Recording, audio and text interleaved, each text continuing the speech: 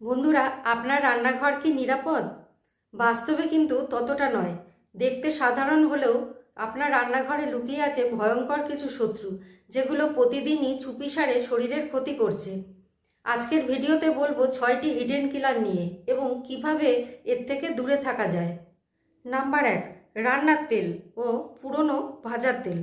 ভাজার পুরনো তেল হার্টের সবচেয়ে বড় শত্রু।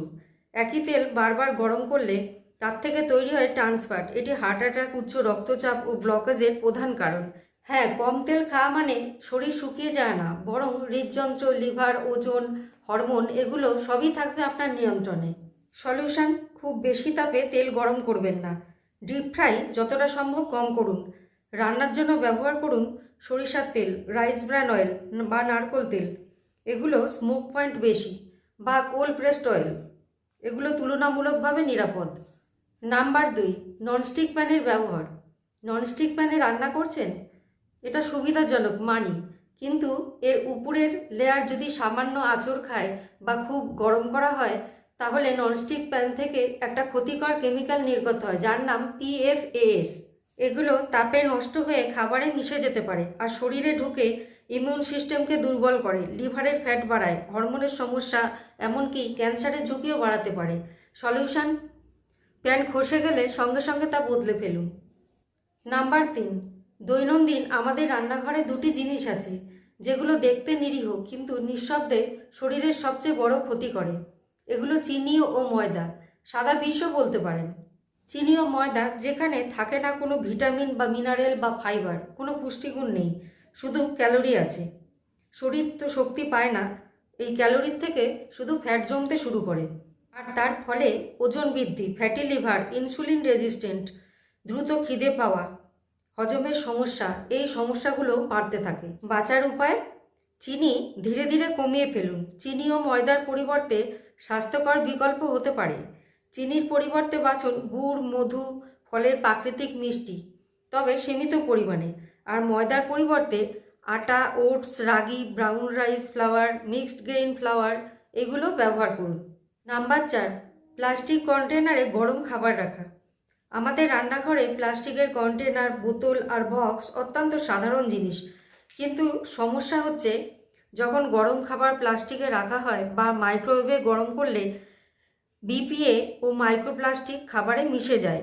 এগুলো শরীরে ঢুকে হরমোনের ভারসাম্য নষ্ট করে, ওজন বাড়ায়, স্ট্রেস ও ইনফার্টিলিটির ঝুঁকি বাড়ায়। সলিউশন: যখন মাইক্রোওয়েভে খাবার গরম করেন তখন স্টিল বা কাচের পাত্র ইউজ করুন, তাতে রেখে গরম করুন, আর গরম খাবার স্টিল বা কাচের পাত্রে রাখুন। নাম্বার 5, ফ্রিজে পুরনো খাবার ও ভুল তাপমাত্রা। ফ্রিজে রান্না করা খাবার রেখে আমরা ভাবি এটা তো নিরাপদ, কিন্তু সমস্যা হলো 2-3 দিন পর থেকেই এই খাবারে জন্মাতে শুরু করে বিপজ্জনক ব্যাকটেরিয়া, যেমন লিস্টেরিয়া, সালমোনেলা, স্ট্যাপ। এবং এই ব্যাকটেরিয়া শরীরে গেলে এর থেকে হতে পারে জ্বর, ইনফেকশন, পেটের সমস্যা, এগুলো তৈরি করে। আপনার ফ্রিজের তাপমাত্রা যদি 4 ডিগ্রি সেন্টিগ্রেডের বেশি হয়, তাহলে ব্যাকটেরিয়া দ্রুত বাড়তে শুরু করে। সাধারণভাবে 0 থেকে 4 ডিগ্রি সেন্টিগ্রেডের মধ্যে খাবার নিরাপদ থাকে। পুরনো খাবার সময় মতো বের করে ফেলুন এবং 2-3 দিনের মধ্যে তা রাখার চেষ্টা করুন। এটাই এর সমাধান। নাম্বার 6, প্যাকেটজাত বা প্রসেসড ফুড। আলু chips, instant noodles, tomato sauce, frozen snacks, instant soup, এইগুলো। আপনি কি কখনো ভেবেছেন এই যে আলুর চিপস বা টমেটোর সস, এইগুলো প্যাকেটের মধ্যে বছরের পর বছর কিভাবে ভালো থাকে? এর পেছনে রয়েছে আনহেলদি কিছু প্রসেসিং, হাই সোডিয়াম, এর সঙ্গে ট্রান্সফ্যাট এবং প্রিজারভেটিভ রং, এগুলো যুক্ত হয়ে সব মিলেমিশে একটা বিপজ্জনক কম্বো তৈরি করে। এই যেমন ধরুন নাইট্রোজেন গ্যাস, ডিপ ফ্রাইড, উচ্চমাত্রায় চিনি ও লবণ, সাইট্রিক অ্যাসিড, ভিনিগার, এগুলো খাবারের পিএইচ কমিয়ে দেয়।